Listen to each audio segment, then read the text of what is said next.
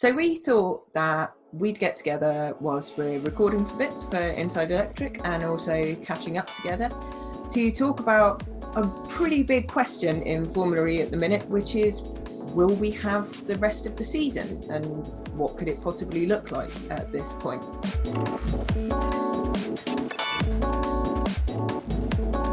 Obviously, the global coronavirus pandemic has prevented sporting events from running, and that's completely right. We shouldn't be doing anything that endangers people, and Formula E is, entertainment at the end of the day. But we are also halfway through a season where we can't yet award a championship. And so we thought we'd discuss what's been going on and what might happen and where that leaves everyone. Katie, you recently wrote an article where you looked at what might happen with the rest of the Formula E season. And that was at the point where Rome and Paris had been postponed or cancelled. But we were still looking at the other races in the season potentially being able to go ahead, or at least not confirmed to be off. That's now changed. We saw Berlin and then New York and London pretty much in sequence and quite rapidly fall by the wayside. I was wondering if you could just sort of talk about what happened with that and what's going on for ticket holders and where we're standing with what was the end of the calendar and which is now kind of a blank space. So when I wrote that feature piece, which I think was probably in the middle of March, basically Formula E have this system in place, which is a flag system. So if a race was given a red flag, it meant that it seemed almost impossible that the race was going to go ahead. Yellow meant there's some possibility, and green meant at that moment in time, the race didn't look like it would be affected. And so, like you said, Rome and Paris, as well as Sanya, which had already been cancelled, and Seoul had been given this red flag as well. But it was looking promising because Berlin, New York and London were all in the green flag territory. So it all looked promising. And then as things unfolded, it became clear that these future races, which we were relying on to finish the championship, because, we need 2 more events to take place for us to crown a champion, they began to become doubtful. And then in the middle of March, Berlin made the announcement that they would be banning all events for more than over 1,000 participants, which is due to coronavirus and COVID-19, which there is some speculation whether Formula E would fall into that. Obviously, with fans, there's no chance that it would be able to be held, but there was still the possibility of having a race behind closed doors because Formula E just about makes under the 1,000 participants with everybody involved in the sport. But then things didn't quite happen, and Berlin ticket holders were refunded, and a statement was issued to say that Berlin isn't going to happen, guys, which was a huge blow because although at the time Berlin was only put down for 1 race on the official calendar at the start of the season, there were hopes that maybe we could host a double header there. It wouldn't help in terms of events because even though it's a double header, it would still only count as 1 event, even though there's 2 races. But that just, the idea of that was soon obliterated and we were not going to be racing in Berlin. London and New York always looked a little bit fragile, mainly because the locations that we were meant to be racing in, the XL Centre and the Brooklyn Cruise Terminal, have now been used as a temporary hospital to house these COVID-19 patients. And then this week, so May 1st, people who had London and New York tickets were refunded and some were told that the race had been postponed, others were told that it had been cancelled. As of yet, I don't think there's an official Formula E confirmation that has come from their social sources. I might be wrong, so tell me if I'm wrong, guys, but for the moment, it looks as if the races are cancelled, although we haven't had any official word from Formula E. I believe the official thing is that the event on that day in that location is cancelled, but the concept of the event in a broader sense, so the London Excel or the London E-Prix at the Excel on those dates in July is cancelled. That's right, yeah. But the concept of a London E-Prix in a broader sense, in terms of the contract to the promoter of the London E-Prix, to the holding company that looks after that, is not cancelled. So it's a little bit legal terminology, but also it does mean that there's still a company working to make an event happen along those lines in this period of calendar. So yeah, it's a sort of pedantic definition, but it is also quite important because it means there's somebody still actively trying to pursue it, which is the difference between like say the Paul Ricard Grand Prix, the French Grand Prix this year is cancelled. So no one is going to make an attempt to make that event happen in 2020. So yeah, that's the technical definition of what's happening. Well, thank you, Katie. And just to move on to Rob, there's a possibility that Katie mentioned that we could go racing behind closed doors, which is kind of a very weird idea. It's quite antithetical to the way that Formula E does things, and also that we might go to some places that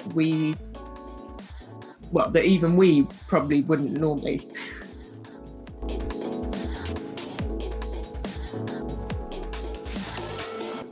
The options obviously being looked at as a result of the complications that we have now to deal with COVID-19 is running races behind closed doors.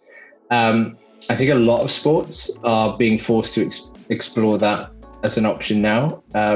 In some sports and some motorsport championships, that's easier than in certain others.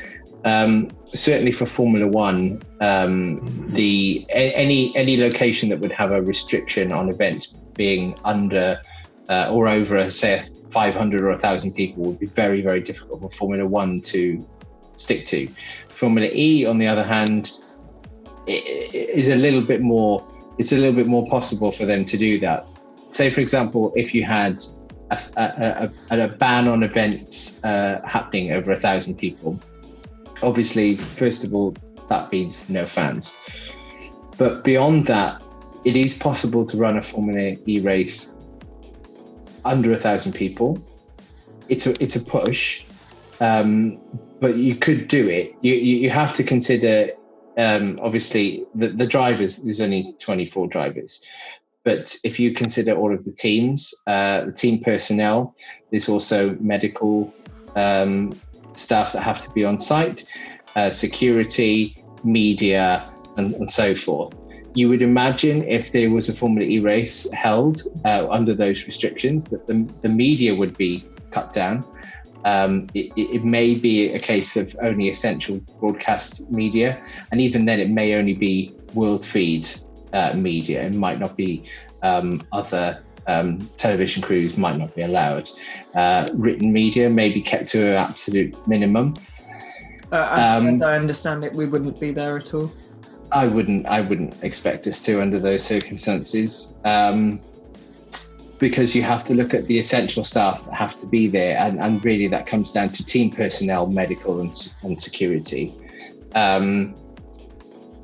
Medical staff, you have to have a certain number of medical staff on site. That is FIA rules.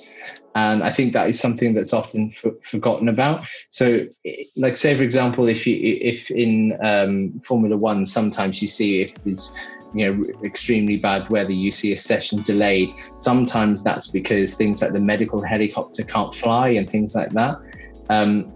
The availability for a medical staff to be on site and able to work is extremely important. So that is one thing that really can't be trimmed down that much. The teams will probably have to trim down the number of people that they have on site. It's not as big a deal in Formula E as it is in Formula One. Formula One, you would have hundreds of people per team on site at a Grand Prix. In Formula E, Hazel, you can correct me if I'm wrong, you have 20 people per team that are allowed in the garage. You might have more team that might work in PR, media, marketing, per race beyond that. Obviously, that would have to be kept to a minimum, and then obviously guests and sponsors would probably be not allowed to attend, I would imagine. So there are a number of complications to even holding a behind closed doors race. It doesn't mean let's just get rid of the fans and then we'll just go racing. It's not as simple as that. But there are more options for Formula E to explore than, say, a championship like Formula One, where cutting that down is quite difficult. So I would say the other thing to consider is that Formula E are probably going to have to consider moving away from city centre circuits, which people who may have followed Formula E from the very beginning will know that racing in city centres, taking racing to the fans, is part of the ethos of Formula E. To basically move away from that completely and go to permanent facilities is not probably what Formula E want to do. But this is a case of needs must, and if it's for the survival of the championship, I think Formula E is going to do what it needs to do, and I think it's quite likely that we will see that happening more and more. I think we discussed this previously. The problem will also come in terms of hosting in cities, even if the restrictions on attendances and social distances measures are relaxed. Some cities are going to be affected quite badly by COVID-19. They might see themselves having other priorities than hosting a motorsport event. So I still think the options to where we race are still a little bit up in the air at the moment. Yeah. So you've both touched on, Katie and Rob, the Formula E has a minimum number of events that have to happen as part of the championship. And we are currently 2 events off that. So although we've had 5 races, we've actually only had 4 events. Because an event, according to the Formula E sporting regulations, is either a single race or a double header. So the Riyadh 2 races actually only count as 1 event. And then we've had Santiago, Mexico and Marrakesh. So at the moment, we still need to do 2 distinct events. So just doing 1 double header wouldn't work somewhere. So there's a requirement to do at least 2 more events were we to be looking at the ambition to finish the championship this year and appoint a champion. Peter, we sort of know a little bit about vaguely what's being planned in terms of that. Alejandro Agag said via a newswire this week that he expected 90% of the events to be in Europe if we are running any further events, but that there was a possibility for another event outside. We haven't obviously run any European races this season, so that's not particularly a sort of balance problem. Maybe you could talk to us a bit more about where globally the calendar might be looking.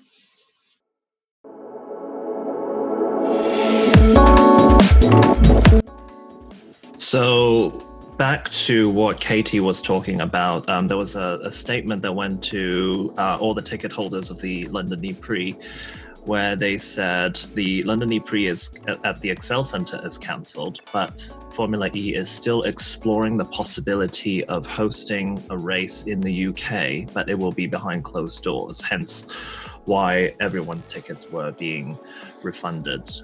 Jamie Regal, the Formula E CEO, has said that we are in completely uncharted waters. There's absolutely no roadmap. There's no contingency plan for this kind of eventuality because everything is changing every day. If you plan something today, it's going to change tomorrow. And there are a lot of regulations that, especially because Formula E is very, very city-centric. So there are a lot of government regulations that they have to follow. And it doesn't help that those regulations are being changed on a daily basis, sometimes hourly, it seems like.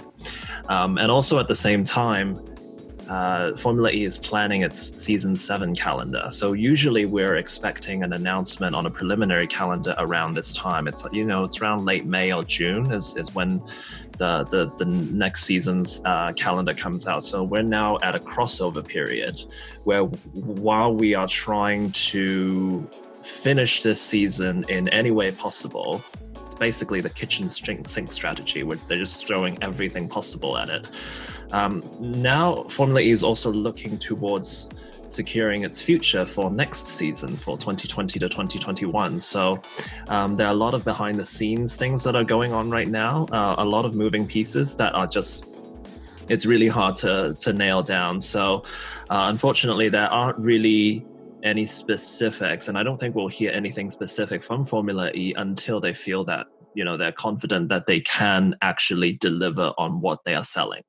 So hopefully we'll hear some announcements soon. Of course, at this time, there's been a lot of speculation as to where we might go to finish off the season. That is still the championship's intention, so that all the points can be awarded and a proper champion for the team and the driver can be awarded. So from what we have been hearing, we've got in the UK at least, we've got Brands Hatch as floated as a potential venue. We've got Donington as well, where Formula E does a lot of its testing. A lot of actually in the early stages of the championship, a lot of the teams were based out of there. So those are some possibilities within the UK.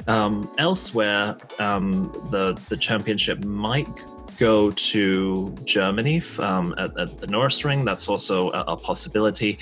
And very, very possibly South Korea as well, because South Korea, especially Seoul, has been very, very aggressive with not only contact tracing, but they are basically the world standard when it comes to testing for COVID-19.